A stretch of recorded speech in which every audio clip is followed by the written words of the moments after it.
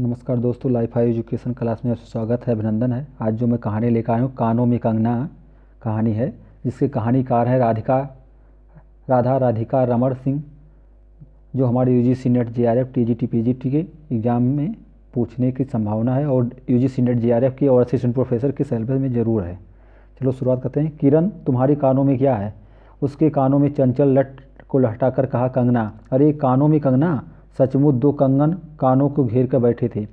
हाँ, तब कहाँ पहनूं? किरण अभी भोरी थी। दुनिया में जिसे भोरी कहते हैं वैसी भोरी नहीं, उसे वन के फूलों का भोलापन समझो, नवीन चमन के फूलों की भंगी नहीं, विविध खाद या रस जिससे से जिनकी जीविका है, निरंतर काट छाट जिनसे जिनका सौंदर्य है, जो दो घड़ी चल चिकने बाल की भूसा हैं, दो घड़ी तुम्हारे फूलदान की शोभा। वन के फूल ऐसे नहीं प्रकृति के हाथों से लगे हैं, मेघों की धारा से बढ़े हैं, चतुर दृष्टि इन्हें पाती नहीं है, जगत वायु इन्हें छूती नहीं है। यह सरल सुंदर सौरभमय जीवन है। जब जीवित रहे तब चारों तरफ अपने परारदान से हरे भरे रहे, जब समय आया तब अपनी माँ की गोद में झड़े पड़े। आकाश स्वच्छ था, नील उदार सुंदर, पत्ते शांत से संध्या हो चली थी। सुनहरी किरण सुदूर पर्वत की चूड़ा सी देख रही थी। वह पतली किरण अपनी मृत सैया से इस शून्य निबिड़ कानन में क्या ढूंढ रही थी? कौन कहे किसे एकटक देखती थी? कौन जाने अपनी लीला भूमि को स्नेह करना चाहती थी, या हमारे बाद क्या हो रहा है इसे जो होती थी? मैं क्या बता सकूं? जो हो इस उसकी उस भंगी में आकांक्षा अवश्य थी। मैं तो खड़ा खड़ उन बड़ी आंखों की किरण लूटता था।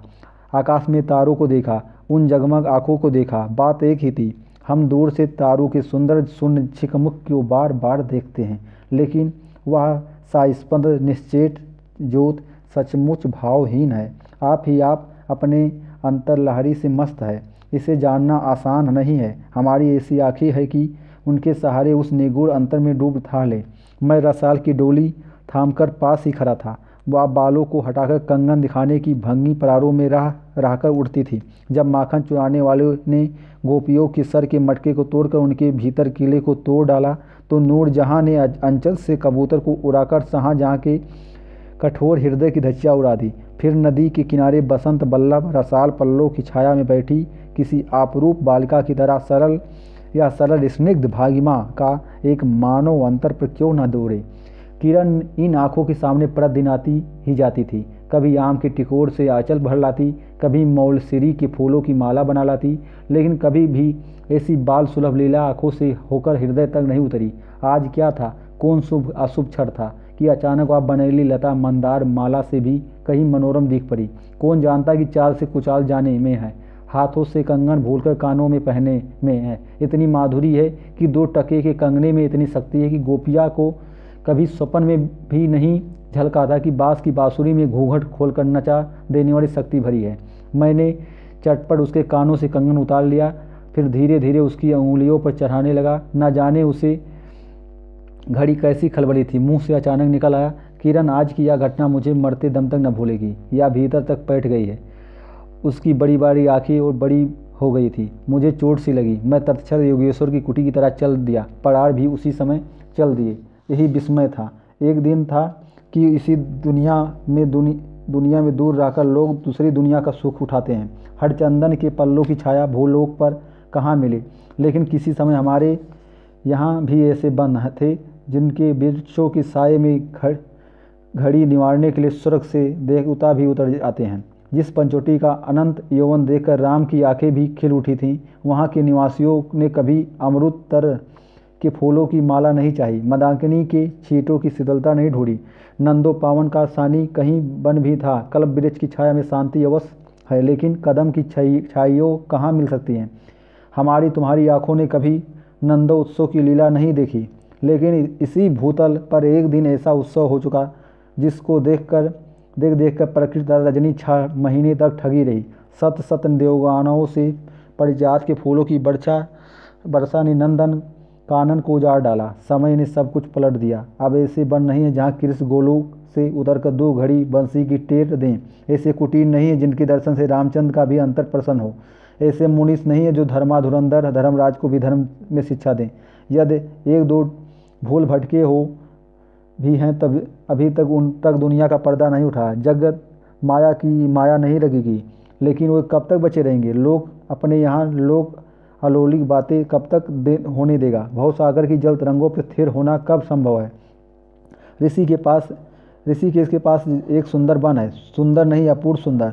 वह प्रमोद वन के विलास निकुंजों जैसा सुंदर नहीं है, बरंच चित्रकूट पंचवटी की महिमा से मंडित है, जहाँ वहाँ चिकनी चांदनी में बैठा कनक घुघरू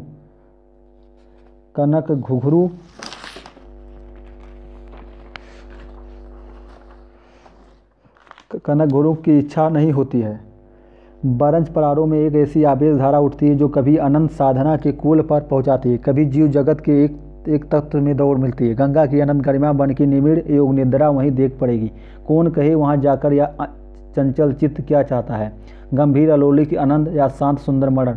इसी वन में एक कुटी बनाकर योगेश्वर रहते हैं। योगेश्वर ही थे, यद्यप वह भूतल पर रहते हैं, तथा उन्हें इस लोक की जीव का कहना अर्थात नहीं था। उनकी चित्तवृत्ति सरस्वती के श्री चरणों में थी, तथा उन्होंने लोकों का जीवन कहना अर्थात नहीं था। उनकी चित्तवृत्ति सरस्वती के चरणों में थी। या ब्रह्मा लोक की अनंत शांति में लिपटी थी, और वह बालिका स्वर्ग से एक रस्सी में उतरकर इस घने जंगल में उजोला करती फिरती थी। वह अलौकिक मायाबद्ध जीवन नहीं था, इसे बंधन रहित बाधाहीन नाचती किरणों की लेखा कहिए।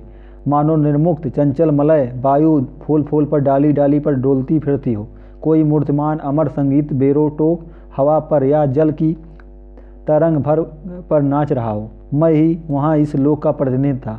मैं ही उन्हें उनकी अलौकिक स्थिति से इस जटिल मर्त राज में खींच लाता था। कुछ साल में मैं योगेश्वर के यहाँ आता जाता था। पिता की आज्ञा थी कि उनके यहाँ जाकर अपने धर्म के सब ग्रंथ पढ़ डालो। योगेश्वर और बाबा लड़कपन के साथी थे, इसलिए उनकी मुझ पर इतनी दया थी कि किरण उनकी लड़की थी। उस कुटीर में एक वही दीपक थी। जिस दिन की घटना मैं लिख आया हूँ, उसी दिन सवेरे मेरे अध्ययन की पूर्णाहुति थी। वो बाबा के कहने पर एक जोड़ा पीताम्बर और 5 स्वर्ण मुद्राएं तथा किरण के लिए 2 कनक कंगन आचार्य के निकट ले आ गया था। योगेश्वर ने सब लौटा दिए। वो केवल कंगन को किरण को उठा ले गई। वह क्या समझकर चुप रह गई। समय का अद्भुत चक्र था। जिस दिन मैंने धर्म ग्रंथ से मुंह मोड़ा, उसी दिन कामदेव ने वहां जाकर उनकी किताब का एक पाला सफ़ा उलट दिया। दूसरे दिन मैं योगेश्वर से मिलने गया। वह किरण के पास बिठाकर न जाने क्या पढ़ा रहे थे। उनकी आंखें गंभीर थी। मुझको देखते ही वह उठ पड़ी और मेरे कंधों पर हाथ रखकर गदगद स्वर से बोली, नरेंद्र अब मैं चला, किरण तुम्हारे हवाले है। यह कहकर किसी की सुकोमल उंगलियां मेरे हाथों में रख दी। लोचनों के कोने पर 2 बूंदें निकलकर झाँक पड़ी। मैं सहम उठा। क्या उन पर सब बातें विदित थी? क्या उनकी तीव्र दृष्टि मेरी अंतर लहरी तक डूब चुकी थी? क्या वह ठाड़े नहीं चल दी? मैं कांपता रह गया। किरण देखती रह गई। सन्नाटा छा गया था। वन वायु में चुप हो चली थी। हम दोनों भी चुप चले पड़े। किरण मेरे कंधे पर थी। हाथ अंतर में कोई आकर कहा उठा, हाय नरेंद्र, यह क्या है? तुम इस वन फूल किस चमन में ले चले? इस बंधन विहीन स्वर्गीय जीवन को किस लोग लाज में बांधने चले? कंकरी जल में जाकर कोई अस्थायी विवरण नहीं फोड़ सकती। क्षण भर जल का समतल भले ही उलट पुलट हो, लेकिन इधर उधर से जल तरंग दौड़कर उस छिद्र का नाम निशान भी नहीं रहने देती है। जगत की भी यही चाल है। यदि स्वर्ग से देवेंद्र भी आकर इस लोक चालाचल में खड़े हों, फिर संसार देखते ही देखते उन्हें अपना बना लेगा। इस काली कोठरी में आकर इसकी कालिमा से बचे रहें। ऐसी शक्ति अब आकाश कुसुम ही समझो। 2 दिन में राम हाय जानकी कहकर बन डोलते फिरे। 2 क्षण में यही विश्वामित्र को भी स्वर्ग से घसीट लाया। किरण की भी यही अवस्था हुई। कहाँ प्रकृति की निर्मुक्त गोद, कहाँ जगत का जटिल बंधन पास, कहाँ से कहाँ आ पड़ी। यह अलौकिक भोलापन या वह निसर्ग उच्छ्वास हाथों हाथ लुट गई। उस वन फूल की विमल कांति लौकिक चमन की मायावी मनोहारिता में परित हुई। अब आंखें उठाकर आकाश से नीरो बातचीत करने का अवसर कहाँ से मिले? मलय वायु से मिलकर मलयांचल के फूलों की पूछताछ क्यों कर हो? जब किशोरी नए साँचे में ढलकर उतरी तो उसे पहचानना भी कठिन था। वह अब लाल चोली हरी साड़ी पहनकर सर पर सिंदूर रेखा सजती और हाथों के कंगन में कानों की बाली, गले की कंठी तक कमर की करधनी दिन दिन उसके चित्त को नचाए मारती थी। जब कभी वह सज धज कर चांदनी में कोठे पर उठती और बसंत वायु उसके आंचल से मोतियों की लपट लाकर मेरे बरामदे में भर देता, फिर भी किसी मतवाली माधुरी या तिरुमंदिरा के नशे में मेरा मस्तिष्क घूम जाता और मैं चटपट अपना प्रेम चित्कार फूलदार रंगीन चिट्ठी में भरकर जूही के हाथ ऊपर भेजवाता। वो बाजार से दौड़कर कटकी गहने और विलायती चूड़ी खरीद लाता। लेकिन जो हो, अब भी कभी कभी उसके प्रफुल्ल बदन पर उसके आलोक की छटा पूर्व जन्म की सुख स्मृति चली जाती थी और आंखें उसी जीवंत सुंदर छिकमिक का नाच दिखाती थी। अब जब अंतर प्रसन्न था, फिर बाहरी चेष्टा पर प्रतिबिंब क्यों न पड़े। यो ही साल 2 साल मुरादाबाद में कट गए। एक दिन मोहन के यहाँ नाच देखने गया। वही किन्नरी से आंखें मिली क्या लीन हो गई। नवीन यौवन, कोकिल कंठा, चतुर चंचल चेष्टा तथा मायावी चमक। अब चित्त को चलाने के लिए और क्या चाहिए। किन्नरी सचमुच किन्नरी ही थी, नाचने वाली नहीं नाचाने वाली थी। पहली बार देखकर उसे इस लौकिक सुंदरी समझना दुस्तर था। एक लपट जो लगती किसी भी से भी नशा चढ़ जाती। यारों ने मुझे और भी चढ़ा दिया। आंखें मिलती मिलती मिल गई, हृदय को भी साथ साथ घसीट ले गई। फिर क्या था, इतने दिनों की धर्म शिक्षा, 7 वर्ष की पूज लक्ष्मी, बाप दादों की कुल प्रतिष्ठा, पत्नी से पवित्र प्रेम, एक एक करके उस प्रदीप्त वासना कुंड में भस्म होने लगी। अग्नि और बढ़ती गई। किन्नरी की चिकनी दृष्टि, चिकनी बातें घी बरसाती रही। घर बार सब जल उठा। मैं भी निरंतर जलने लगा, लेकिन जो जो जलता गया जलने की इच्छा जलाती रही। 5 महीने कट गए और नशा नहीं उतरी। बनारसी साड़ी, पारसी जैकेट, मोती का हार, कटकी कनफूल सब कुछ लाकर उस मायाकारी के अलंतक रंजित चरणों पर रखे। किरण हेमंत की मालती बनी थी, जिस पर एक फूल नहीं, एक पल्लव नहीं। घर की बधू क्या थी, जो अनंत सूद से बधा था, जो अनंत जीवन की संगी थी। वहीं हाथों हाथ पराये के हाथ बिक गया। फिर ये तो 2 दिन के चकमकी खिलौने थे। इन्हें शरीर बदलते क्या देर लगे। दिन भर बहानों की माला गूंथ किरण के गले में और शाम को मोती की माला उस नचाने के गले में सशंक निर्जल डाल देना। यही मेरा जीवन निर्वाह था। एक दिन सारी बातें खुल गई। किरण पछाड़ खाकर भूमि पर जा पड़ी। उसकी आंखों में आंसू न थे, मेरी आंखों में दया न थी। बरसात की रात थी, रिमझिम बूंदों की झड़ी थी। चांदनी मेघों से आंख मुदोल खेल रही थी। बिजली काले कपाट से बार बार झांकती थी, किसे चंचला देखती थी, तथा बादल किस मरोड़ से रह कर चिल्लाते थे। इन्हें सोचने का मुझे अवसर नहीं था। मैं तो किन्नरों के दरवाजे से हताश लौटा था। आंखों के ऊपर न चांदनी थी, न बदली थी। त्रिशुंक ने स्वर्ग को जाते जाते बीचों में ही टककर किस दुख को उठाया, और मैं तो अपने स्वर्ग के दरवाजे पर सर रखकर निराशा लौटा था। मेरी वेदना क्यों न बढ़ी हो।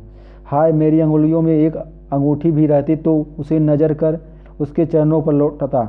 घर पर आते ही जूही को पुकार उठा, जूही, किरण के पास कुछ भी बचा हो तब फौरन जाकर मांग लाओ। ऊपर से कोई आवाज़ नहीं आई, केवल सर के ऊपर से एक काला बादल कलाम चित्कार से चिल्ला उठा।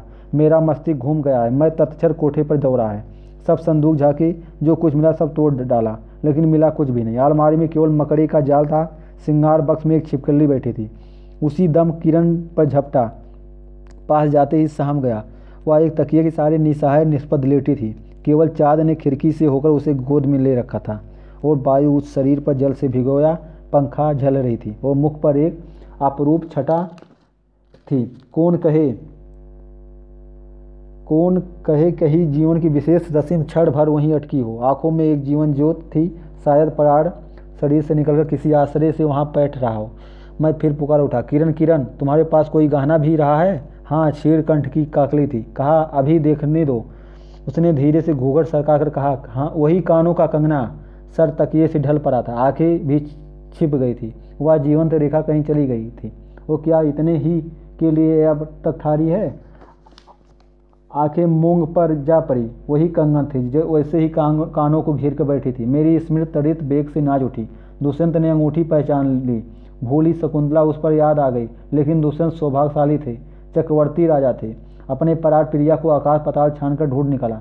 मेरी किरण तो इस भूतल पर न थी कि किसी तरह प्राण देकर भी पाता परलोक से ढूंढ निकालो। ऐसी शक्ति इस दीनहीन मानव में कहाँ है? चढ़ा नशा उतर पड़ा। सारी बातें सूझ गई। आंखों पर की पट्टी खुल पड़ी। लेकिन हाय, खुली भी तो उसी समय जब जीवन में केवल अंधकार ही रह गया। यहीं पर ये कहानी समाप्त होता है। यदि कहानी आप सबको अच्छा लगे, like and share and comment जरूर करें और मेरे चैनल को सब्सक्राइब करें।